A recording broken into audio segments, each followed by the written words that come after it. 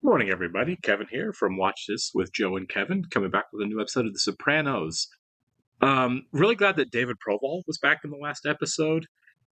He's his complicating factor is getting larger because now he seems to be romantically embroiled, let's say, um, romantically entangled with Janice. Janice just seems kind of like an untrained puppy dog on this show, just kind of running around and shredding shoes and crapping all over everything. She's a disaster, and I feel like the more we get to know Janice, the more disaster she's causing. She tried to borrow money against the house that she doesn't own, Tony's house, as it were, technically. Um, and when Tony kind of shut that down, David Proval said, "I'll get you whatever money you need," in front of Tony, which is of course a provocation. That's just going to lead more conflict between Richie and Tony. God, Richie's such a great character. I'm glad he was back in that episode. I don't know what Janice's exit from this show is going to be like. I don't see it being a violent one. Janice obviously isn't part of that world unless something really tragic happens. She might just kind of be like the other members of Tony's family and just like another headache that's just always going to be kind of there. And honestly, with the performance, I'm here for it. I don't think Richie's going to be around that long though, so who knows with Janice. Glad that Tony's back in therapy. It's really not for like Tony's well-being as a character, although that's important. But I really do feel like that the dynamic between Dr. Melfi and Tony, and kind of the insight we get into Tony's psyche and his behavior from a really well written therapist. I really feel like the therapeutic advice she gives. I'm no expert, of course, but really seems generally pretty spot on. Like I feel like she nails it. Great character, and I'm really glad we get that dynamic back on the show of Tony sitting down with her to where we get more insight into Tony's working process and legitimate efforts to do better because he's been a complete mess this season. It's kind of cool that we got to see him, from season one, episode one. But we started with Tony in therapy, right? That was like the first shot, I think, in season one. Is him finally seeing the therapist. And so we've always kind of seen that process being there for him. And then the first half of this season, we've got to see, well, what's Tony like when he doesn't have that assistance, when he doesn't have that help. And it's been fairly rocky for him, right? Like he's had serious temper problems. He hasn't been able to control himself. Um, some, execution problems just in terms of his business and at work. There have been some real struggles for him personally and professionally, and I'm kind of curious how reintroducing Dr. Melfi as that dynamic into his life fixes things. Let's go on into it. I do want to thank all of our Patreon subscribers for being here with us, of course, and I'd like to give a special shout out to Actuarial Lurker, Balas Foldes, Chris, Jeff, Christy Goverston, NJ, Surya Gundavarapu, Weird Magic, and Torgir Langstad. Sorry if I butchered any of those. Thank you so much, guys. We're happy you're here with us. If you would like to see a full-length reaction to this and everything else we've watched or currently watching, please check out the link in the description below to our Patreon page. On every show, including The Sopranos, we are at least 4 episodes ahead on Patreon of where we're on YouTube. So if you get done watching the YouTube edits and would like to keep going, you can do that on our Patreon page. You're going to have to think and watch along on your own source material. You will only see and hear me for copyright purposes. Joe and I are also watching 30 Rock, currently as a Patreon exclusive. I'm curious about the decision to not do cold opens. I think we only had like 1 or 2 in the first season, but early. They've been gone for most of the show, and I'm kind of curious as to why, like what the decision-making process there was. Our undergrad student body at Brown only numbers about 6,000 people. That's from every state in this country. It's Ivy League. Come on, already catering this thing. It's friggin' delicious, Artie. Glad I didn't eat that. Thanks, Davey. It's nice to be appreciated by your friends. How you doing, Eric? Pretty good, Mr. Soprano. The kid from Nip Tuck. It looks like him. High school, these guys were like Joe Namath and Y.A. Tittle. Yeah, I've heard. And now they're like Phil Donahue and Alan Alda. There's nothing wrong with Alan Alda. That better not be a shot at Alan. Man is a treasure. You know, if you listen close to that song, it says, believe none of what you hear and half of what you see. That's good. You're a nice guy. I like you. Okay? But trust me, this game's not for you. I don't want to see you get hurt.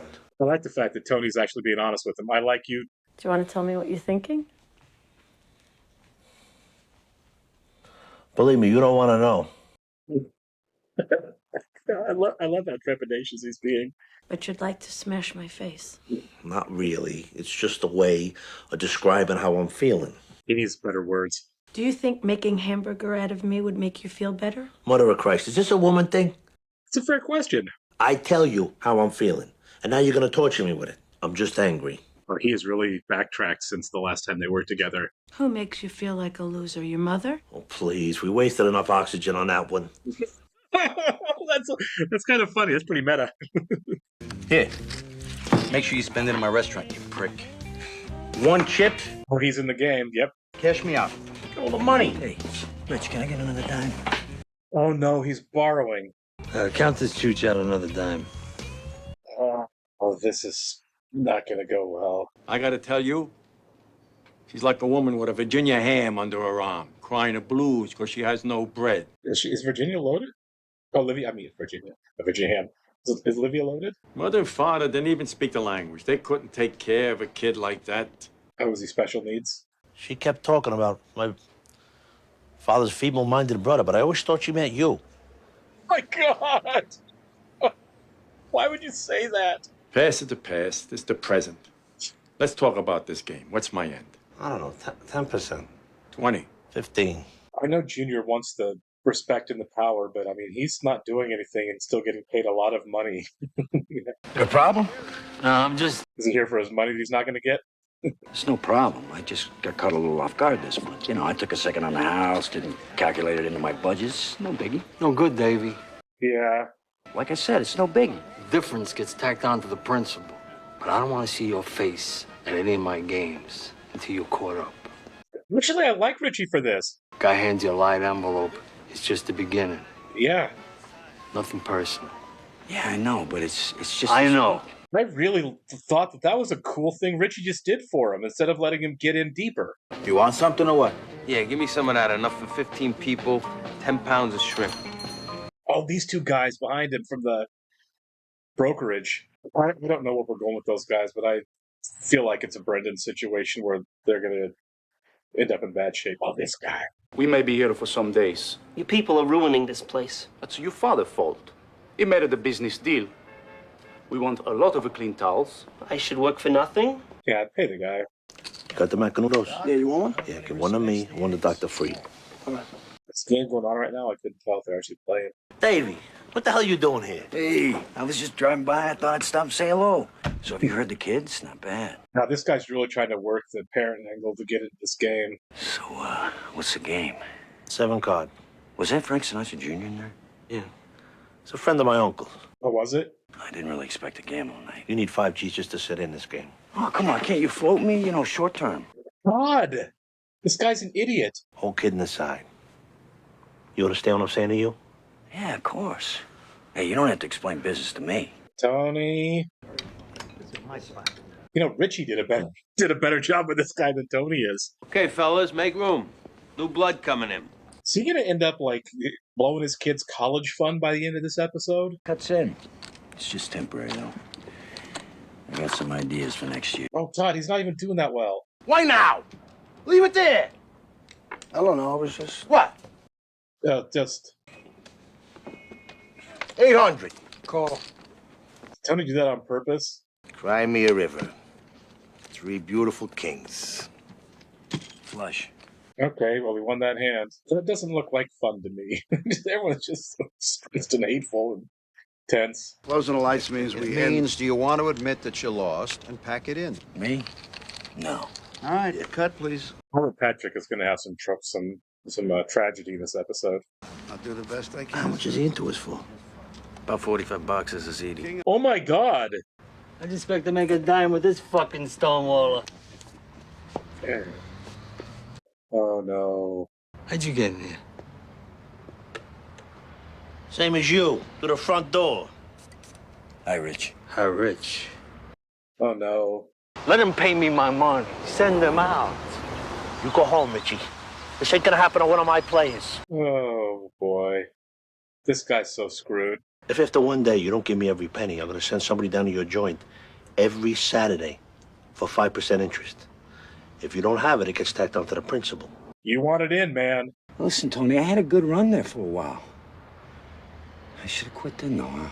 He never should have showed up. Tony, did I do something to insult you? 2 days. Yeah. At least 80 boxes of ziti's after expenses. 2 boxes came out of my pocket. Fellas. Salud. Maybe 80 grand overnight. Let the man sleep. Whoa, whoa, whoa, whoa, whoa. Tom Sr.? When? I don't know. Oh, what the hell happened? I don't know. Have we seen this character? That's not ringing a bell. This gust of wind comes, knocks him off the roof. Oh. All for a satellite dish. Yeah. Guy works his whole life, takes care of his family, does the right thing. One day after he retires. One. Oh. I was just talking to him a couple days ago. Yes, he was a wonderful man. We're here for you, Robert. Carmela has to raise all 3 of these people. Tony's a child. Come on, get up. We're leaving. You're at a funeral, man. How many rooms this place got? It's a big joint. Hold it together, guys. Listen, Anthony. I'm sorry about blowing up in your game. Okay, this was actually really... I have not hated Richie this episode. I heard you the first time. Oh my Drop the God. subject. All right. Janice is just she's a hand grenade in everybody's lives. Now we're talking about 30 years ago. 30 years ago. Today, that's $500,000. Janice sucks so much. What is this? She wants her boyfriend to be making more money for her? She's a leech. What do you think? I'm still the kid on the school bus? Please, Tony, I'm doing my best here. Oh, no. Stand up. Why? Because I just said so. Get up. He did this to himself. I'm sorry, Tony. I wouldn't do anything to insult you. It's not about the insult, it's about the money. I'm sorry, I'm just having some bad luck. Yeah. Just got worse. Oh, my God. I want something tomorrow. You understand me? You better have a sale. Oh, David. Hey. Where's the wife? She's home. I'll talk to you. What are you doing now? I need money. Money, Artie. Not much, just... Oh, you need much. I swear on my kid, I'll get it back to you before you even miss it. How much money we talking? $55,000? It's 20,000. That's a lot of money. God forgive me for saying this, but did you consider Chapter 11? I don't think Tony Soprano's gonna buy that. Tony. Yeah. Start selling things out of your house or something, man. I mean, he's got a couple of really nice cars. Maybe it's time to not have those. Oh, I was just kidding. We gonna take his kid's car back from him? No off-roading. I gave you enough chances. Dave, this is not the place. Dad, I didn't do anything. Oh my God. I knew it was a car. It's a sports utility vehicle. So she's getting her friend's car? Like, that's not going to be a thing that people notice? This is Eric's Jeep. Yeah. Oh, my God. Is this Eric Scatino's Jeep? Yeah, but it's yours now. Dad owes him 50 grand.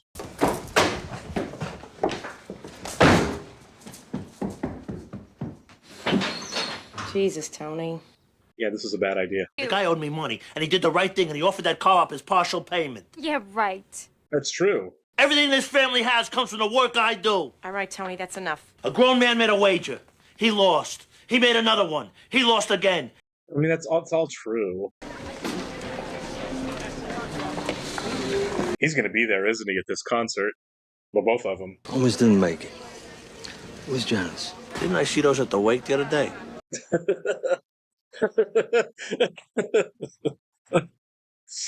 If you're worried about coffee and feel a nice lozenge might help, may we suggest that now would be the time to unwrap it, as opposed to during the performance. I've never heard that before. That's actually pretty funny. Obviously, things got out of control with everybody kind of there over the gambling situation, but you can see where the progression comes from. It's almost like a Coen Brothers movie, right? Where it's like one decision gets made that snowballs into another bad decision, into another bad decision, and you can see the progression to where everything is just in ruins, which kind of happened here. I like the fact that Tony said, "You don't want to be in this game. This game is not for you." And he told him at the game again. I mean, you got to feel a little bit for Davey. The guy's clearly got a problem when it comes to a gambling addiction. He's got a problem. Also, clearly not a very good gambler. I'm not either. Sorry, hiccups kind of coming on. But this wasn't a bad Richie episode either. Like, I don't like Richie. I think we've been introduced to what a dangerous guy Richie is early on, right? I can't remember the guy's name who he ran over with the car and shot at. Um, but I do think that Richie was reasonable. I'm cutting you off. You owe me money. I know where this goes. It's going to get worse. Pay me back before you ever set foot in another one of my games. That was actually really generous of me. Didn't let him get into a bigger hole.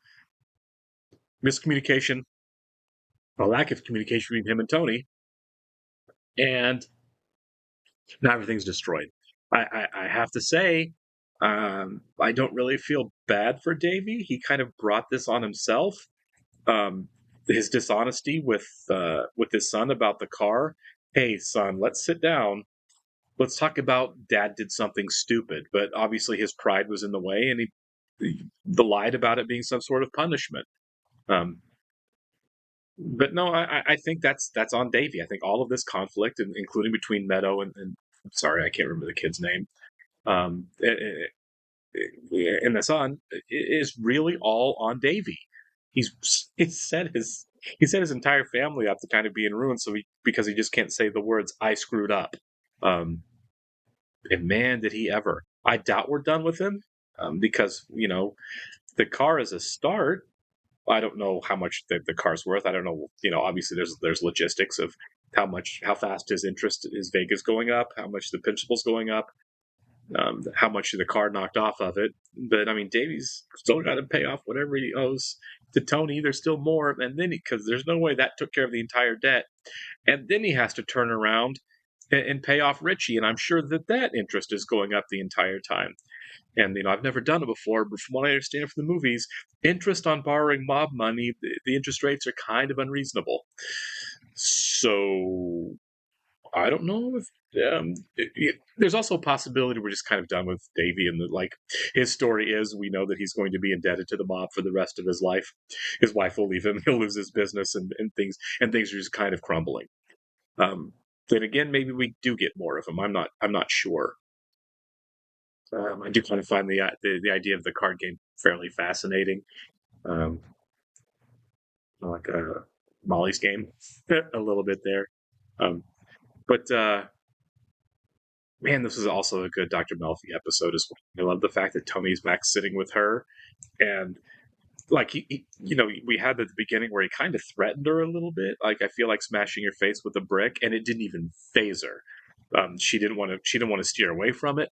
She, and I feel like that she is we're looking at the show to see how Tony grows, but I feel like she has as well in their relationship, in that she just cut through it all, right? And she is unfazed by things that she previously would have found shocking from him, and has no aversion to pushing back just as hard. So I kind of like how we're setting up their dynamic moving forward, and I can't wait to see more of that as well.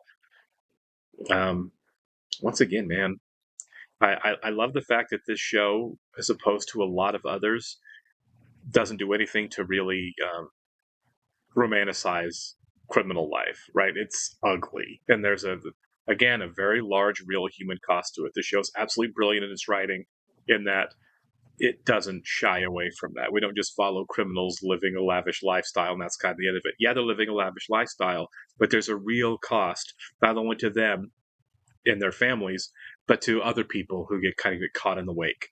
I'm kind of excited to see where it goes. Also, the two morons that work for Christopher, I think we're heading for something with them as well, because this isn't the first time. I don't think they're just going to be like tiny side characters, because every time we've seen them, they don't know what they're doing. They desperately want to be on the inside of this world, and they're not. And I think that can really go badly. I think that there's a path forward where they're going to wish they didn't do this, where they're going to step in it, where like the show doesn't romanticize the mob life, but in their head, in these guys' heads, it is, right? They only see the romantic side of like being a guy on the inside of this, and I think that as well written and as well put together as this show is, I think it's important that we see the fact that that kind of decision, right, to cross that line, to cross over into that world, that has really bad costs to it. And I think we'll see that from them at some point. Maybe not, but the fact that they keep coming back, even when they've been gone for several episodes, I kind of feel like we're heading there with them. I think they're going to be on the inside eventually for whatever reason. Maybe just with Christopher, just being a part of Christopher's crew. And I don't think it's going to go well. I'm not sure. I'll catch you in the next one, guys.